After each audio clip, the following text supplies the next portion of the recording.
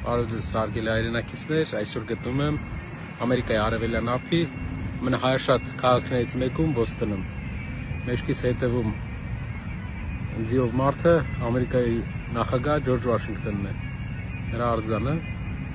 եւ այսօր բայց նրա մասին չեմ ուզում պատմել, ուզում եմ պատմել նրանից հետո եկող Ջոն Ադամսի մասին, երկրորդ նախագահի մասին Ամերիկայի, ով եղել է հայտնի դիվանագետ, իրավաբան եւ նրանից հետո եղել է Ամերիկայի նախագահ։ Երբ նա դարձել է Ամերիկայի նախագահ, 5 տարի կառավարել է եւ կառավարման ընթացքում բավականին ոչ պոպուլյար որոշումներ է կայացրել, որը իր դեմ է տրամադրել շատ մարդկանց։ Եվ ընտրություններ են տեղի ունեցել եւ ընտրությունների ժամանակ նրանից ավելի շատ ձայներ է հավաքել Ամերիկայի հաջորդ նախագահ արդեն Թոմաս Ջեֆերսոնը։ Բայց քանի որ այն ժամանակ աշխարհում դեռ այդպիսի փորձ չկար, որ մարդը իր կամքով իշխանությունը հանձնի, շատերը մտածում էին, որ Ադամսը ազդեցություն կգործի եւ կմնա իշխանության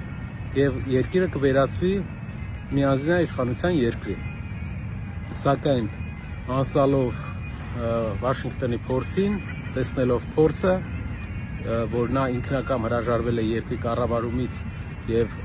պատվիրել է իրենից հետո եկողներին, որ 2 ժամկետից ավել չիշխեն, Ջոն Ադամսը չնայած նեղացած է լինում հասարակությունից, բայց հրաժարական է տալիս եւ երկրի ղեկավար է նշանակվում Թոմաս Ջեֆերսոնը։ Այդ ժամանակ հասարակությունում բավական մեծ հակասություններ կային ամերիկյան եւ սա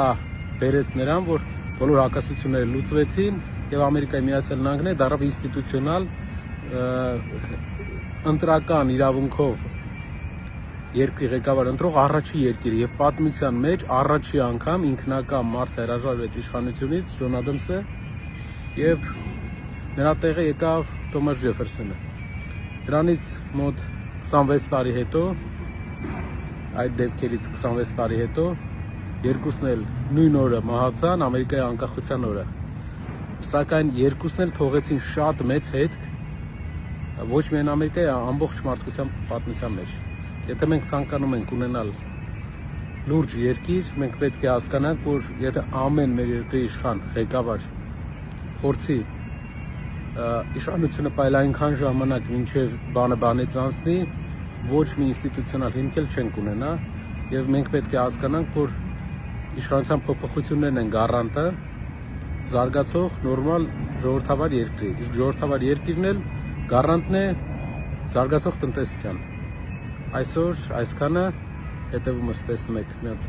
սիրուն սկյուռիկ, իր անունը մտածեք ինչ դնեք։ Շնորհակալ եմ։